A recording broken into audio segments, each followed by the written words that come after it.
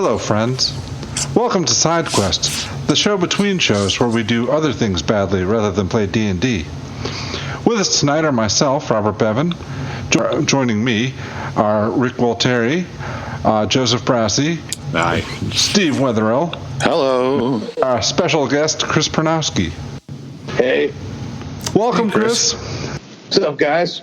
Thank you for joining us. Yeah. My pleasure. Why don't you tell us a little bit about yourself and what you do?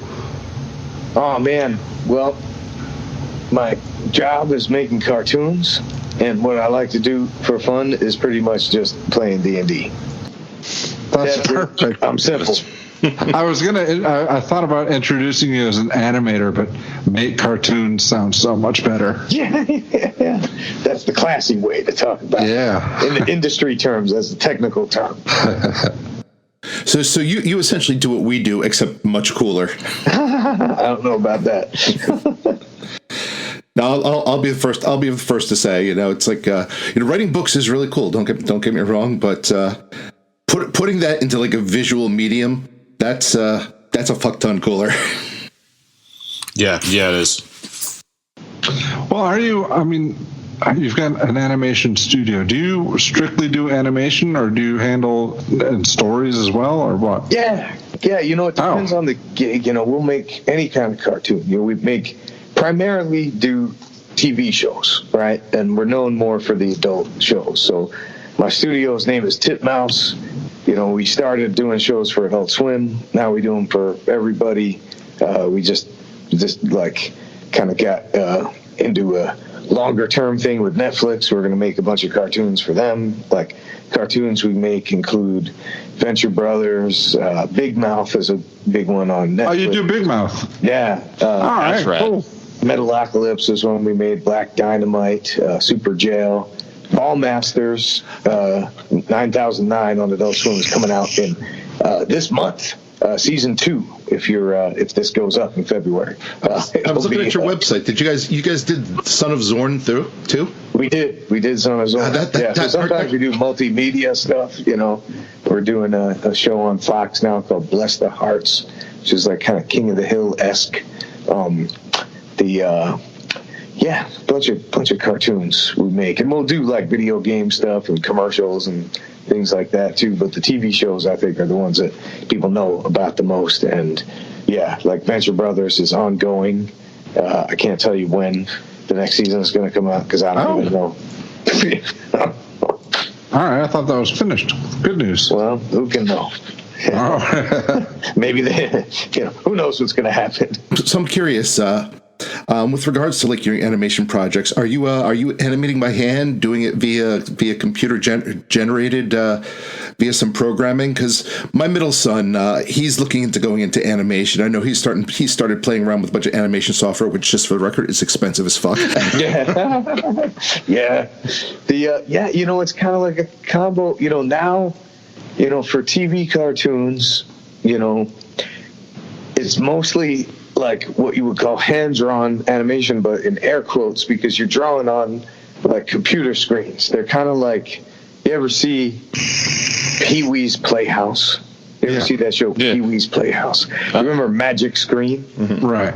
It's like that, except you have a little stylus, and you sit in front of a magic screen, and you draw pictures on that. But then you could use like computer tricks to help you out, to be like, man, that's a real complicated belt buckle. I'm not going to draw it every time. I'm just going to move it around. Or, I'm not going to draw the mouths every time I got them. I'll just put the drawing I already did up when I need it, or the drawing somebody else did up when I need it. And then, we do CG shows that are full CG too, but not as many of those. Especially for TV comedy, if you have a big like CG feature budget, you can animate, you can rig the characters so they can do all sorts of facial expressions, do all sorts of cool stuff. But on a TV budget, we mostly do preschool shows that are CG. Because it's like for adult comedy, it just takes a lot to to hit comedy. It's pretty subtle, and to like rig everything out and model everything you need for a joke. Like if they did like Family Guy in CG, they'd need to model everything that every time they do a cutaway gag. So it's like it's mostly like what people consider hand drawn, except it's not on pieces of paper anymore. It's on computer screens. All right. Yeah, my daughter's been doing that too, but with free software because cheap. Well, to learn, it doesn't matter. Like it's like you could. I mean, actually, drawing on pieces of paper is a great way to learn. The software changes, and the software is the easiest thing to learn. It's the drawing skills, that are the thing that's what takes the time. So it doesn't really matter. You don't need a lot of money for that. You can draw on anything. Weirdly enough, one of my questions was going to be, how can I get my kid free animation software?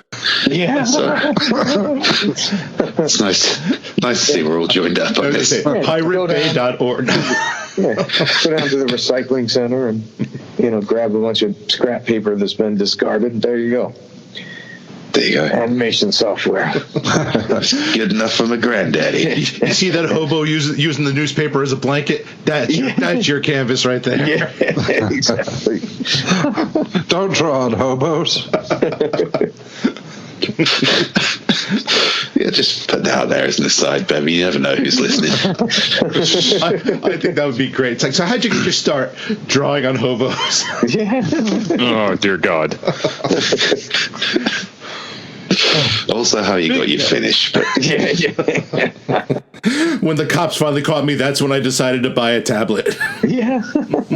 Speaking of getting your start, I legitimately thought you were going to say, speaking of hobos there, and we were just going to turn this entire podcast around. no, I'm keeping this one on track because we're on a time limit here. But, well, all right, I can't promise I'm going to keep it on track, but I'll get through my questions anyway. I've watched your YouTube series, Tongue and Pencil. Oh, yeah. So I think you got your start drawing at an early age, correct? Yeah. I always loved drawing pictures and stuff. When did you decide you were going to be an animator? When I was in high school, because I initially thought, I was like, well, what can I do with this drawing stuff, right? And I was like, I worked at a gas station, that had like a garage, so like people would go and get their cars fixed. So there's a lot of mechanics and stuff, and they were mostly like, you could be a tattoo artist. That was like the one career path that they saw as someone who could draw pictures. And I was like, well, okay, tattoo artist. But then I was like, maybe there's more of a career path that I could, I don't know. I was like a fancier or more stable career path. So I thought like architect, maybe I'll become an architect. And then I got an after school job working at an architect's office and realized that's like, unless you're like one of the top like 1% architects in the world, you're just like, remodeling like rich housewives' kitchens and stuff, and it's not really a creative job. So then I would like mess around with like my friend had like a video camera, and like he was like, I'm gonna go to film school and learn how to make movies. And I was like, I didn't even know that was a thing that you could do. And I was like, well, maybe I could mix drawing pictures and making like stupid movies, and that's animation. So I started like getting books. I mean, animation existed at this point, right? Yeah. If only there was some kind of movies, but for drawings. Yeah. I wandered by somebody's house and saw the Flintstones playing, and it was a revelation. Exactly. And then there you go. Then I was like, that's what I'll do. And then I ended up going to art school. And It was funny you mentioned the tattoo thing. Our artist for our shingles covers and for our someday to be released Authors and Dragons comic book is his main profession is tattoo artist. Yeah. See, I got to provide some context to this too. So I'm 48 years old. So when I was in high school, it was the 80s, and it's not like now where every normal person has a tattoo. Like a tattoo artist was putting tattoos on like biker gangs and like porn stars. Like it wasn't like sailors. It wasn't like a mainstream thing. So I was like, I don't know if I can make a full-time living being a tattoo artist. Now there's like really good fancy tattoo artists. Let's back up a second. What do you have against porn stars? That sounds like an exciting career choice. Porn stars and bikers. If the tattoo artist thing doesn't work out. I mean, honestly, they've got some pretty interesting stories as a group. And then when I went to art school, I kept designing tattoos. I'm like, well, I'm going to get a bunch of tattoos. And I would design them in my sketchbook. And then 6 months later, I would be so happy I didn't get them. And then that continued to the point where I had 0 tattoos because I could never decide on one. Yeah, all right. When you said that, I met you. I don't remember all these tattoos. Yeah. I am exactly the same. I'm one of nature's doodlers, and I think, I'll get a tattoo, and then I'll just end up looking like a middle school textbook at some point. So, see, I have one tattoo, and the reason I don't have more is because I'm a wuss, and I remember how much it hurt. Way to bring the honesty, Rick, at the expense of our podcast credibility. People thought we were tough and cool, and now you've just spoiled that illusion. I was going to say, what people? What other podcast are you on? When we met, I think I remember you saying you also were in the T-shirt printing business. Is that right? Yeah. So what? Yeah, like I started. I was in animation. I started in New York. Like my first gig was working at MTV. I got to work on Beavis and Butthead and a bunch of cool shows, Daria, stuff there. And then when I moved to LA, I was like, well, I'll work at the studios, and that's what I was doing, working at all the animation studios as my day job. But I was like, hey, the internet is blowing up. There's a lot of cool things you could do. Why don't I make weird T-shirts? Because I would just make them for fun in New York, and I was like, I'll make T-shirts and sell them on the internet. That sounds like a cool side project job. So I did that for a while, but it was like what I learned, because it wasn't like now where there was just like a template to make a website that had a shopping cart. It was like hard. I had to get a merchant account and get someone to program a shopping cart and stuff. And PayPal was really new, and so it was the making. Designing the T-shirts was fun, and wearing them was fun, and everything else sucked. It was like a real job. And there's laws and stuff about what the information you have to have on the tag, and people have to have a return policy. And I was like, oh man, this is work. But then I started getting freelance work. And that Titmouse is what I called the T-shirt company, right? Because I was like, dumb name, who cares? It's an online T-shirt company. It's memorable, right? Sounds dirty. That was the origin of Titmouse. Okay. Yeah, so it sounds dirty, nice. but it's not dirty. It's just like a little bird, right? It's a little cute little bird. And the original logo was a mouse with boobs instead of ears. It looked like Mickey Mouse, except instead of the round ears, he had boobs on there. But I realized that wasn't going to work if we were making kids cartoons and stuff. So anyway, it depends on the kids. Yeah, exactly. I kept getting freelance work because I was from New York where there was less work, and I was too dumb to turn it down when I couldn't do it. So then I had to hire my friends, and then eventually I did a job for this movie called Freddy Got Fingered. It was a Tom Green movie. I remember that one. Oh, yeah. He played an animator in it, so I did all the drawings that he was supposed to draw, and then there's a little animated cartoon in the middle that I did. And I remember being on the phone with the 20th Century Fox lawyers, and they're like, "Okay, what's the name of your production company?" And I was like, I don't have a production company. I'm just a dude. And there was silence on the other end of the line, and then they were like, do you have production insurance? And I didn't know what that meant. And I was like, I have a company. It has a bank account and everything. And I sent over the Titmouse paperwork, and I just sent over our renter's insurance because I didn't know what production insurance was. But back then, there weren't they didn't send stuff via computer, so it was just a big manila envelope with it's a phone book of documents. I doubt they even checked that shit. They just they had a list where they're okay, he sent over his insurance papers. I guess I would have found out if an earthquake hit and I had to act, and they're well, just use your production insurance. And it would have been like, I don't have that. But there was no earthquake, so it was fine. And then that was the first job that I did through Titmouse, and it was like kind of sporadic that I do jobs through Titmouse. And then like in 2005 is when it really kind of started as a company. That was all like really useful kind of technical information for anybody who's kind of like interested in animation and sort of work in Hollywood. But you just skipped over. Are you the guy who created X-Ray Cat then? Oh, well, kind of. Well, not really. I mean, I did the design for it, but originally it was X-Ray Cat was going to be the cartoon in the middle. And then Tom Green ended up just improvising the Zebras in America thing in the booth, and then we went with that as the cartoon. But yeah, X-Ray Cat was I did a lot of drawings of X-Ray Cat. That he just had the name X-Ray Cat, and then I guess I created what the X-Ray Cat looks like, but not the name X-Ray Cat. I've been in the presence of celebrity before, but never to this level. This is excellent. Hey, that's a deep cut. People don't know what X-Ray Cat is.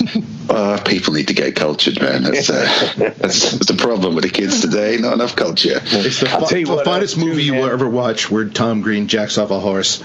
Yeah, man, that script was so crazy.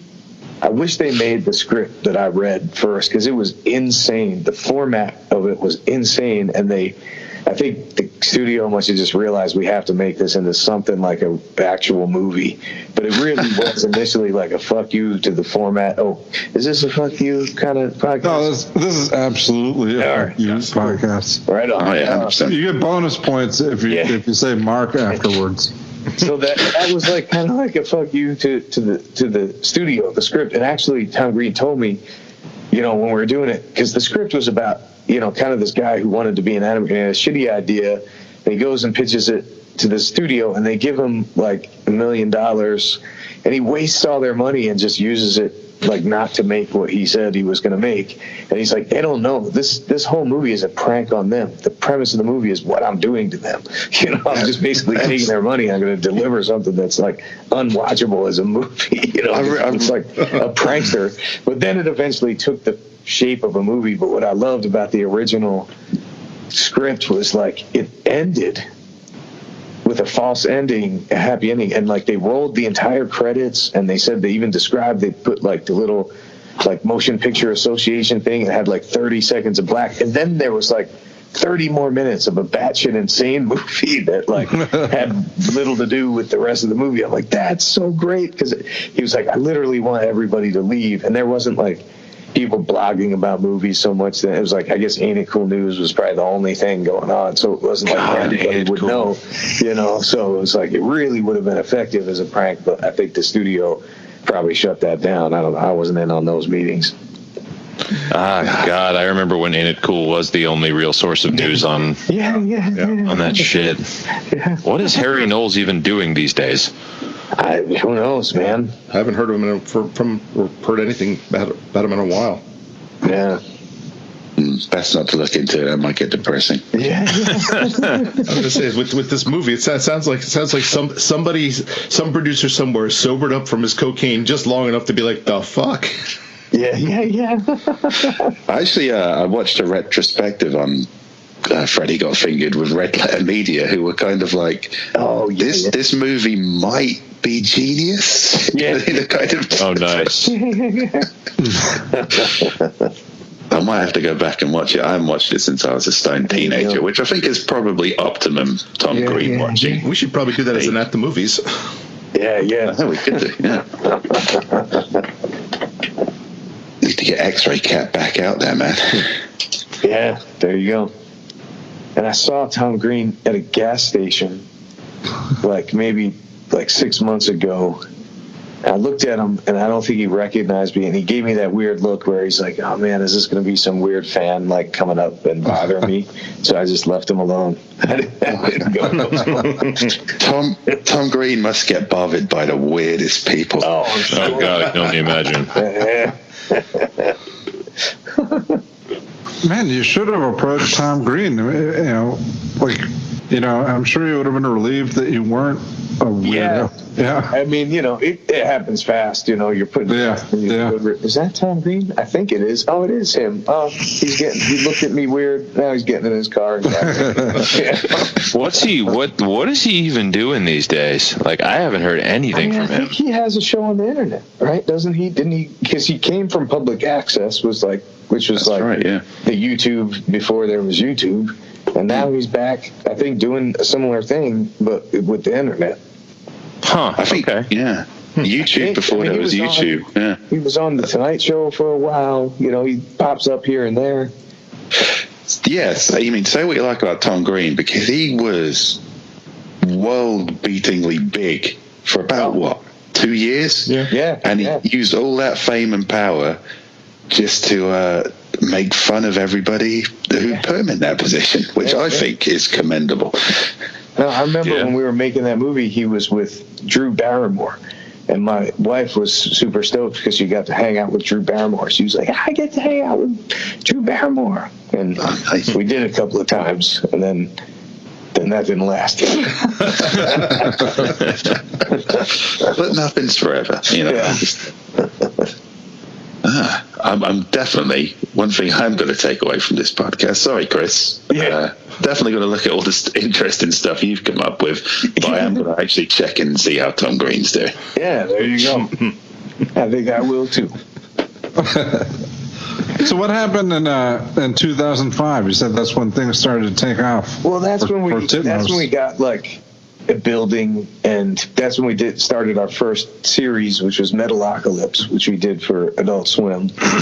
So that was like when it really started to come together. Before, it was more of just like an extension of my freelance work. We'd do a job every once in a while. We didn't have like full-time employees really to speak of. And then like that's when in 2005 we grew to like maybe about 30 people or something, and that felt like a real studio, Yeah, now I met you in Korea. I guess you got a whole Korean staff as well? No, we don't have a studio. We just work with a lot of Korean studios. Okay. And that's what every U.S. studio. At some point in their pipeline, like, subcontracting out to like other studios. Largely, the Korean animation like industry is gigantic, so all roads kind of eventually lead to Korea, to Seoul. Yeah, well, my wife was, we were watching Mike Tyson Mysteries the other night, and she says, she's watching the credits. There's sure a lot of Korean people in these credits. Yeah, exactly. Wasn't Mark Hamill like the voice of half the characters in that show? Or like Mark a good Hamill chunk does of them? a lot of. I know him pretty well because he just does so many cartoon voices. He's like on many, many shows. Oh, like yeah. that, but after Star Wars, that really, his live action acting career wasn't, he wasn't in a lot of other Star Wars level success movies. And it was what was it, Wing Commander that he did voices for? Yeah, I remember that. That's right, Commander. Yeah, the Joker and Batman, and then that led to him doing like a million other cartoon voices. I just want to say lies. He was also in The Guyver, which is one of the greatest movies ever made. The Guyver. he was true. He played for like some deep weird trivia. He played the trickster in the older Flash series. Oh, yeah. Which featured him in an absolutely ridiculous hat. Yeah. That's true. That is, something I do appreciate about Mark Hamill. He kind of went from being in probably the most popular film ever to just going around doing a lot of cool, weird shit. I remember when Commander, it was kind of a big deal that anybody with a recognizable name was doing a voice for a video game at the time. Yeah, that's exactly what I remember about it. Yeah, video games were like, they were like the bottom of the barrel of dirt at the time. So the fact that it was like, oh my God, we're listening to Luke Skywalker in this game. Yeah. You're listening to Luke Skywalker, and if you're listening to the Batman, it's like Luke Skywalker became a sociopath. Yeah. Yeah, he bounced around a bit, did Mark Hamill, but it was cool. He would always tell like cool stories about Star Wars and shit. When we're waiting to record them, or even after we record, he'll hang out, talk. And then when they were shooting the new movies with him in it, I remember he was real ornery because they put him on a strict diet, like an exercise and diet program, and he used to always hit the like, you know, craft service, and he would be like, we'd be like, hey, have some. He's like, I can't have it. They got me on my seat. You know, everybody obviously knew what he was doing. He wasn't allowed. He's like, I'm on this secret project, not allowed to talk about. And they got me on this strict diet. What for? He was wearing fucking pajamas. Yeah. I like to think there's like an entire topless scene that they cut from that. Yeah, I mean, Adam Driver, all right, I understand. Yeah. You know something? He's Luke Skywalker. He's just let him sit down, flip on his lightsaber instead of like a sword. It turns into a giant chicken leg. You know, let the guy have some fun. I mean, they got him squeezing milk from alien tits, but I'm not going to worry about what he looks like. I'm telling you, man, there was an entire Adam Driver-esque scene where Luke Skywalker took his shirt off. Yeah. And he was just fucking ripped. Yeah. He did this promo where he was walking around Hollywood in a stormtrooper outfit and asking people who their favorite Star Wars character is. It's pretty funny if you could check it out, because not very many of them said Luke Skywalker. Well, I mean, that's the thing. It's like, you know, when we were kids watching Star Wars, you know, Luke Skywalker was cool, but then you get old and you get cynical and you realize, if given a chance, I would have force choked every motherfucker I could have. Yeah. Eventually, we all turn into Darth Vader. You either die Luke. Prequels had that. Yeah. You either die a Luke or you live long enough to be a Darth. That's true. So, Chris, like, I mean, just looking through the website and just listening to you talk, I mean, you've worked on a shitload of awesome projects. What's your personal favorite? Oh, man. I was going to ask that. Oh, hey, that door closing was just a producer on a movie I'm directing, came in to raid, I guess, the mini bar I have in here. She went in, I think, grabbed a bottle of booze and just left. So I don't know what's going on. Oh, nice. In the hallway. Oh, man, they're living a life. I think we're going to title this episode, it's like talking to Chris, a guy who knows a lot more cool people than we do. Yeah. Normally we kind of like edit out interruptions and stuff, but I'm leaving that one in because that's a cool interruption. But, yeah, you know, I mentioned it, you know, earlier, but I think I really liked working on Metalocalypse because it was our first series and it was just really good. Like, you know, I'd worked on Beavis and Butthead, and like that was already a hit show when I started. I came on during the 4th season, worked on like seasons like 4, 5, 6 and the movie, but like I wasn't there at the beginning. And on Metalocalypse, like, you know, I was there helping figure out who, you know, like editing the audio, figuring out which character is going to play who, figuring out what it's going to look like, directing a bunch of episodes. And, you know, it started to feel like that feeling, because after Beavis and Butthead, I got spoiled, and then I worked on a bunch of other shows. I'm like, oh, not every show is like just an amazing, hilarious, perfect show like Beavis and Butthead. But then when I was working on Metalocalypse, it's like, oh, this feels like that. Like, it feels like a hit. It's like, or at least it's good. Like, whether it's going to be a hit or not, you can never control. But I'm like, it's going to be good. And it was good. And it was like a kind of cool, special time in the history of the studio and just in my career. And yeah, it was just fun. Well, it must be cool. And, like, and the other guy directing was this guy, John Schnipp, who passed away actually a little over a year ago. And he was a great dude, really cool. And he was real instrumental in the tone of the show. Like, he was a guy who, you know, sometimes the creators would get frustrated with, because he had a very unconventional working style, but he always delivered shit that was funny and weird. Funny and weird is sort of our wheelhouse. Yeah, there you go. Yeah, because I mean, I love Beavis and Butthead. I think anyone around that time did, but I guess I can see the attraction a lot more of working on something that you kind of organically shaped. Yeah. I mean, that must appeal to you as your artistic sense a lot more. Yeah. That said, I will say, you know, I've watched Beavis and Butthead Do America with my kids a few times, and every time the desert hallucination scene comes on, I say, yeah, I know the guy that did that. That was the first thing that anybody ever paid me to direct. So it was cool. Like, I was working as a board artist on the movie, and then a nice. layout artist, and then they needed someone to direct that sequence. And I'd lucked out because all the directors who were episode directors on the series were working on the sequences that had to look like the series, right? They wanted it to be consistent. But I didn't direct on the series, so they're like, hey, you want to direct this weirdo thing? And I was like, hell yeah. And that was a lot of fun because I got to travel a lot with Mike Judge because he was developing King of the Hill out in L.A., and it was like he didn't want to come back and forth to New York for these meetings, so it was cheaper and easier for them to fly me out to L.A. So I was like flying back and forth to L.A. all the time to meet with him, and like going up to like the Paramount lot and then going to like the Fox lot because he was going back and forth between the movie and King of the Hill. I remember going to the Paramount lot and seeing like, oh, there's a bunch of Borgs from Star Trek walking around on the lot. It's like what you would think you would see on a like movie studio. Sweet. It was like, look at that, there's Borgs, because that was when Star Trek was big, when we were working on it. That's cool.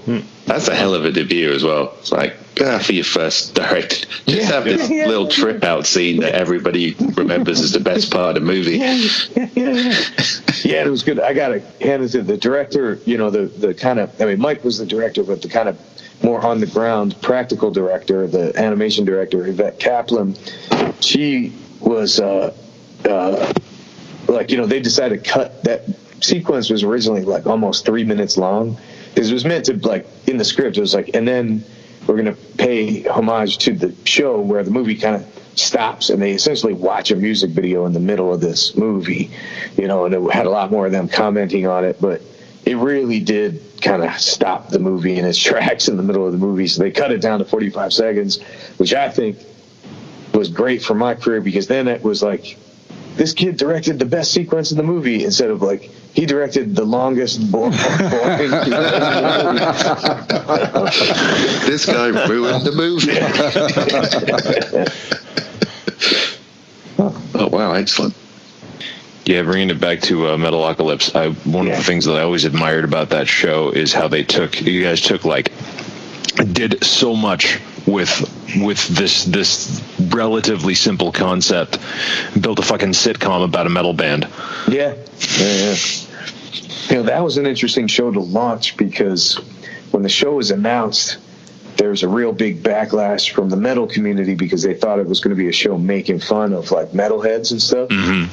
But like, we did a lot of, you know, it's when MySpace was big, when we were launching. Oh God, yeah. And we made MySpace pages for all the characters. And we had them, and luckily we were down with a lot of the metal guys because we were having them do voices on the show. And Brendan, one of the creators, is like just a fucking fantastic guitar player and the real deal. And like, when they realized that like the music was actually going to be good, and we respected the metal community, and like a lot of the guys on the MySpace pages was like, hey, fucking all the metal guys would like friend us and like talk to our characters like they were written in the voices of the characters. But it's like, man, it's like James Hetfield is actually having a conversation with, you know, Nathan Explosion on his MySpace page. These guys are like, you know, not, you know, then it got embraced by all the metalheads. And then when the show launched, it got extra embraced. And it actually ended up being a self-fulfilling prophecy, right? Because like these guys were supposed to be like the most popular metal band of all time. And then and it's a very, very niche distinction, but we were on, I guess they have a chart for like death metal, and we became the first Death Clock album was the highest selling death metal album of all time. And I'm like, we did it. We became what we wanted to be in the show. You know? That's fucking fantastic. Yeah. Nice. I don't think they count Metallica as death metal, or else we wouldn't have even come close. But, you know. Take the win there. Yeah. We all know about taking the win in sub niches. Yeah. It's like, yes, I have the number one best-selling book in, like, you know, Bolivian origami. I don't know, man. I think the Bolivian origami category sounds pretty fucking. Exactly. Sounds pretty dope. I'd read that shit. I'm going to write an outline right after we're done here. Don't disrespect the Bolivian origami community. Oh shit! No, they're vicious. Those books are page folders. They'll come at you and they'll send their guys and they'll just fold you up. So you mentioned working on Metalocalypse. I can't fucking say it. But the cool aspect of that have a lot to do with like the fact that you were on Adult Swim, and obviously there's probably like a lot fewer restrictions on that than like prime time or like or stuff made for kids, obviously. Yeah, I mean, you'd be surprised because it's like anything that's on TV has the pretty similar standards and practices concerns. But I think Adult Swim allowed us to be like more absurdist. Like you didn't have to tell as conventional a story. It was like as long as it was funny and weird. Mike Lazo, who ran the network up until very recently, like he founded Adult Swim and he just retired in December. So he was the only guy making decisions at the top for forever. And he was just all about, like, he didn't even care as much about story as he did about character. As long as the characters are funny and weird, like, then as long as people are laughing, I don't care what you do. And that is great. Like he never got in the way of good, and he would push us when we weren't fucked up enough. A lot. That was his that's note brilliant. on some That's things. really good. He was like, I think you should fuck it up more. Excellent. Frequent note from him. That is awesome. That is what you need in a leader. Yeah. Doesn't matter what you're doing. That's the attitude you need. Fuck it up more. Yeah. Running a hospital or a school. Yeah. That's the kind of philosophy you need behind it.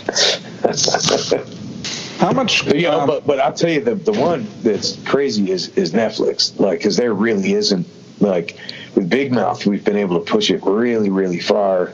Like in the first episode, it like zooms in on like a 13-year-old boy's dick to like a close-up, and it's like, no, you can't do that on a network. And like, it's also a thing you can only do in animation. We actually found with that show. I can see how it'd get dicey if it's live action. Yeah, exactly.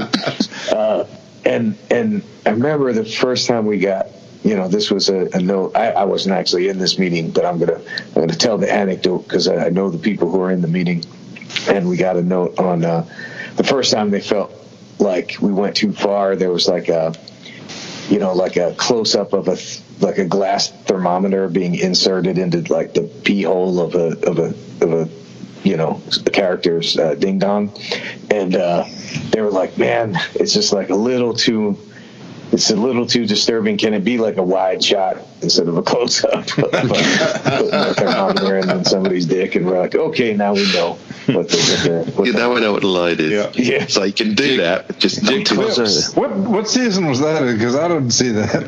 I can't remember. I don't even know if it actually made it into the show. Actually, That was a show with my kids coming into their physical adulthood. I had like wavering feelings about that show. Like, yeah, this could be educational for them, but then, oh no. Yeah, that's the same part. I've heard a lot of parents have watched it with their kids going through, puberty, but it is. It's like you got to be pretty, progressive parents, I think. I feel like I am, but god damn. Yeah. I was watching it thinking, man, I could have really done with watching this when I was like 12, 13. Yeah. But at the same time, my parents had caught me watching that when I was 12, 13. It would have went badly. Yeah, we're sending your ass to Bible school.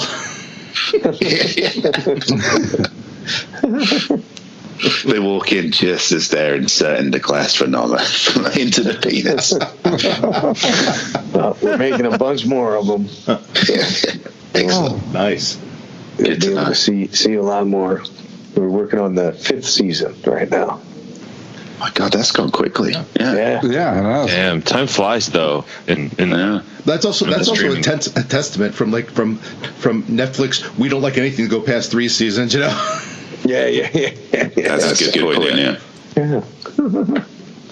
So, these shows, you're saying, Beavis and Butthead, you didn't get it on the ground floor, but Metalocalypse you did. What about these other shows, like Big Mouth, for instance?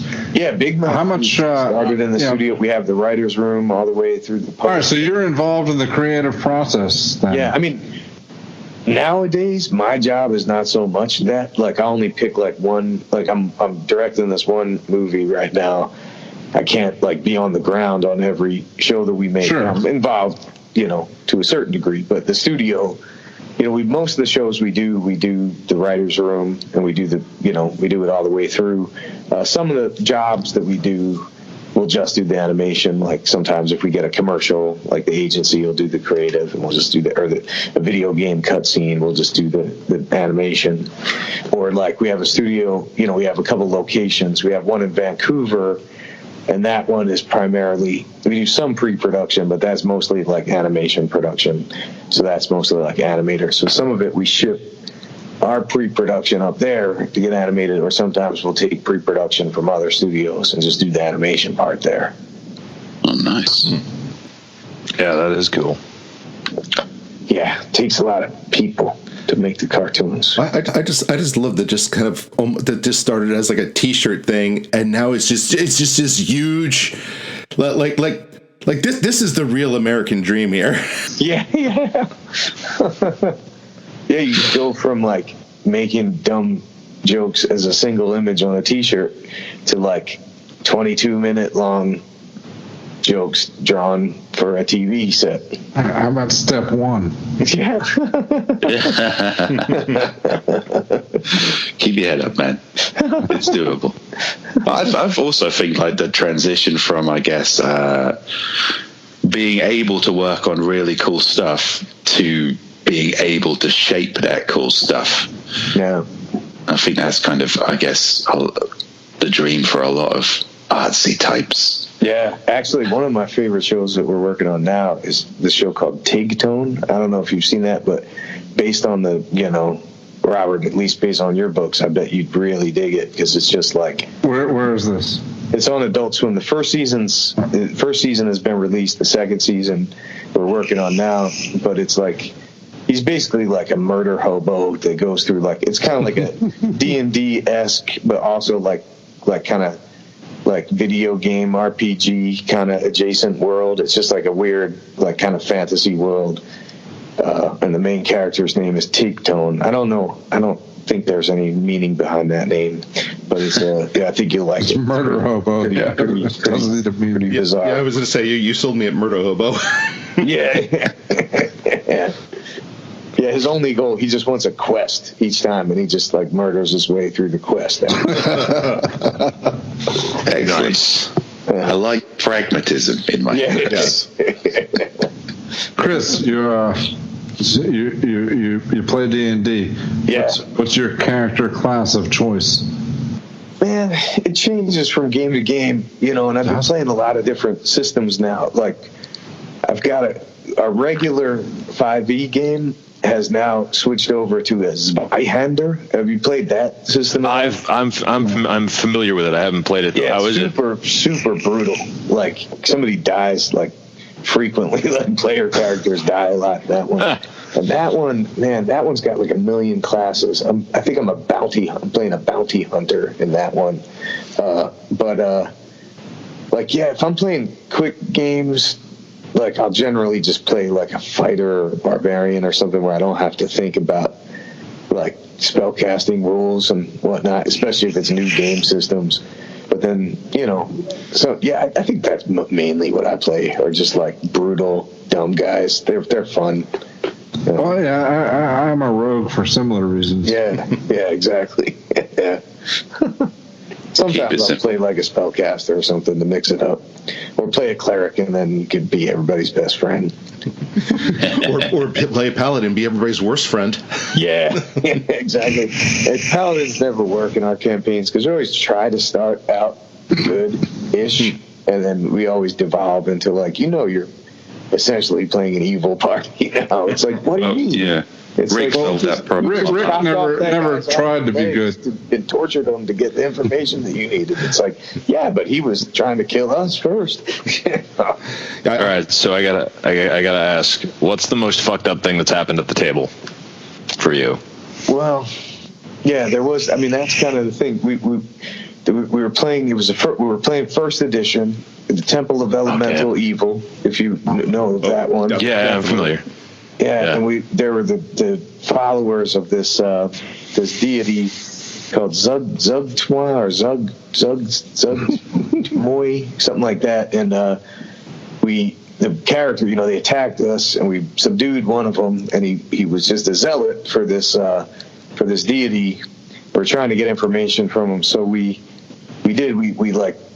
chopped off his arms and legs and like cut off his nose and tongue or something and cauterized the wounds, and then wrapped 50 feet of rope around him and just would slide him into rooms to check for traps, and then like pull him back out, afterwards. Like, this dude just basically used him as like a human trap, as like a trap test. Like a human yo-yo. Yeah, exactly. Oh, and then we called. What's wrong with you? What do you think horses are for? He was the Zuglet, and then the other thing that we did was kind of like got him under like Stockholm syndrome, kind of like treated him really like nice and like pet him and told him we loved him and stuff. So after you cut off his limbs and then the dungeon master came up with a system for like how down he was, like with that. Like initially he's like, this guy's gonna totally resist it. You just totally tortured him. But then eventually, like he rolled, and there were real slim chances of him getting on our side, and then eventually the dice worked in our favor until he was like just as much of a zealot for our party as he was for his original deity. And that's when you threw him in a bear trap. Yeah, exactly. And then he died in the trap. Actually, he served his purpose. Oh my god! So that's the most horrible thing that happened at our game table. That's pretty horrible. That's pretty fucking rad. Yeah. I like that. I feel a lot better about our party now. Yeah, I do. Yeah. We've come out of this quite well. And I'm like, that's still chaotic neutral, right? We could say our guys are chaotic. Which is why we've been saying for years that any D&D movie that tries to portray an actual heroic quest is complete bullshit. Yeah. Well, I was like, the Game of Thrones, the Hound in Game of Thrones. I was like, that guy's like a chaotic neutral character. Look at all the horrible shit he does. Yeah. Effective, huh? Yeah. He got his fucking chickens. Yeah. He got shit done. The thing with the chickens was still one of my favorite things in the whole show. I want some fucking chickens. Your friend is dead because the other man had armor and a big fucking sword. Yeah. Well, we're coming close to the end of the hour, so any cool stuff on the? I mean, obviously cool stuff you can talk about. I'm sure you got cool stuff that you're like, I can't tell these losers about. But yeah, let me think of the things that are up and coming. Like the next thing on deck is a show called Ballmasters 9009, and there's the first season has already aired last year, and that's going to be on Adult Swim. It's up this month, sometime in February. If this thing goes up in February, I'm not sure what your schedule is. Maybe it's like it already aired in February, depending on when you put this up. But it's Christy Krakis, who created Super Jail, that we also did for Adult Swim, and it's like this one's more of like kind of like an anime parody. But he had a really good angle on it, which I love, because he was like, I loved anime in high school, and he's like, but I could never draw it right, and I still can't. So I want this show to look like some high school kid trying to draw anime, but it's all fucked up looking like a high school kid drew it. That's what the show looks like. It's pretty cool. So it's like a kind of weird, like rough around the edges, like kind of like outsider anime style, but then when it animates, it looks real good. Like all the action is like super bananas. Is the title also going for the I didn't quite get it right? Yeah, probably. All right, good. 'Cause I like that. Yeah. Ballmasters. It's like It's like an accurate translation, but perhaps a little too accurate. Yeah. That's- Uncomfortably accurate. Yeah, because they play like a kind of like rollerball style, like future game. Like it follows this team that are kind of these like, it's like, some kind of future gladiator sport. And so the ball masters are like, it's like a type of category of what you could do in this game. I'm going to level with you, Chris. You had me at Ballmasters. Yeah. I think I speak on behalf of our audience. great. So check that out. The creator, he is this great thing, whatever. It's just fun. He started just saying the name over and over again, and we like in weird voices, and we would just edit it into the fights sequences and stuff, and it's just great. So there'll be this like action sequence. You'll just hear in the back. It's not coming from any character. It's not explained. You'll just hear like all masters like being said as they're fighting and shit. It's real weird. Goddamn, I'm quitting this. I'm quitting this novel writing game. I'm sending you a resume. Yeah. So yeah, that's on deck next. I think that's probably the one to watch. That is something to look forward to. Wonderful. Cool. Brilliant. There you have it. Cartoons. They're great. Dungeons and Dragons. Fucking rad. Occasionally I'll do this thing on Facebook where I'll put a pitch for a completely ridiculous product that will never get made. I'll really start outlining it because it's so stupid. Mm-hmm. And it's great to know that there are actual creative people out there who are taking what should be ridiculous concepts but making wonderful programs out of them. It fills me with hope. I feel like this is where the world is going. I've always said the same thing about self-publishing. Oh, why haven't we pitched shingles? Here you go. Oh, here's another one that's coming up. I just remember this is a real good one. I don't think they've announced the actual date, but it'll be sometime in the spring. But it's something called Midnight Gospel, and that show is going to be on Netflix. That show is one of the most batshit insane shows we've ever made. It's the creator, or one of the creators, is a guy named Penn Ward, who created Adventure Time. I don't know if you've seen that show. Yeah. But this is his first adult show. So nice. It's him. He's one of the creators, and a guy named Duncan Trussell, who has a pretty popular podcast called the Duncan Trussell Family Hour, which I recommend if you want to hear like comedians talk about like transcending their physical bodies through like psychedelic drug use. Nice. I have been looking for a podcast like that. So yeah. Yeah, he was like, it's funny. I was talking to him. He does this rap where it's like he does like sponsorship. He does like reads commercials before the podcast starts, and then he's like, hey, if you don't want to hear these commercials, you can subscribe to my Patreon, and then you could get the episodes without the commercials. But I told him, the way you read the commercials is so funny, it doesn't make me want to subscribe to your Patreon because I want to hear you read the commercials. So it's like you got to be more lame with reading the commercials, but Nice.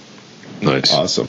That's a hell of a talent. If you can make the commercials interesting enough to actually listen to, yeah. you deserve every penny you get from sweet advertisers. Yeah. So look out for Midnight Gospel on Netflix. You won't be sorry for that one. That one's super weird.